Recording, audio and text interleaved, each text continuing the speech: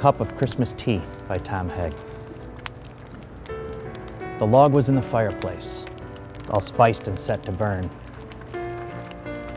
At last, the yearly Christmas race had reached the clubhouse turn. The cards were in the mail and all the gifts beneath the tree, and 30 days reprieve till Visa could catch up with me. And though smug satisfaction seemed the order of the day, something still was nagging me and would not go away. A week before, I got a letter from my old great aunt. It read, "Of course I'll understand completely if you can't. But if you find you have some time, how wonderful if we could have a little chat and share a cup of Christmas tea." She had a mild stroke that year which crippled her left side. And though housebound now, my folks said she hadn't lost her pride. They said she'd love to see you. What a nice thing it would be for you to go and maybe share a cup of Christmas tea. But boy, I didn't want to go. Oh, what a bitter pill to see an old relative and how far she'd gone downhill. I remembered her as vigorous, as funny, as bright. I remembered Christmas Eves when she regaled us half the night. I didn't want to risk all that. I didn't want the pain. I didn't need to be depressed. I didn't need the strain. And what about my brother? Why not him? She's his aunt too. I thought I had it justified, but then before I knew, the reasons not to go I so painstakingly had built were cracking wide and crumbling in an acid rain of guilt. I put on boots and gloves and a cap, the shame stinging every pore. And armed with squeegee, sand, and map, I went out the front door. I drove in from the suburbs to the older part of town. The pastels of newer homes gave way to gray and brown. I had that disembodied feeling as the car pulled up. I stopped beside the wooden house that held the Christmas cup. How I got up to the door, I really couldn't tell. I watched my hand rise up and press the button of the bell. I waited, aided by my nervous rocking to and fro, and just as I was thinking I should turn around and go, I heard the rattle of the china in the hutch against the wall, the triple beat of 2 feet and a crutch as she came down the hall. The clicking of the door latch, the sliding of the bolt, a little swollen struggle popped it open with a jolt. She stood there, pale and tiny, looking fragile as an egg.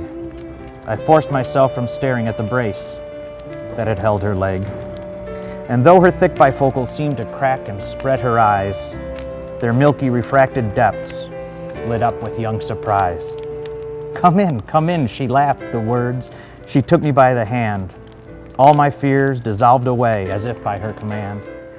We went inside, and then, before I knew how to react, before my eyes and ears and nose was Christmas past, alive and intact. The scent of candy oranges, the cinnamon and pine, the antique wooden soldiers in their military line. The porcelain nativity I'd always loved so much, the Dresden and the crystal I'd been told not to touch. My spirit fairly bolted like a child out of class and danced among the ornaments of calico and glass. Like magic, I was 6 again, deep in a Christmas spell, steeped in a million memories the boy inside knew so well. And here among the Christmas cards she so lovingly displayed, a special place of honor for the one we kids had made. And there beside her rocking chair, the center of it all, my great aunt stood and said how nice it was I had come to call. I sat and rattled on about the weather and the flu. She listened very patiently, then smiled and said, "What's new?"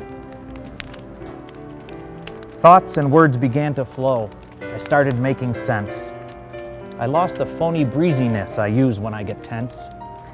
She was still passionately interested in everything I did. She was positive and encouraging, just like when I was a kid.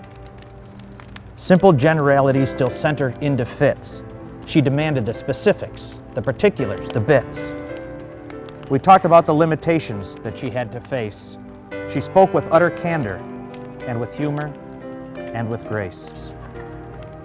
Then, defying the reality of crutch and straightened knee, on wings of hospitality, she flew to brew the Christmas tea.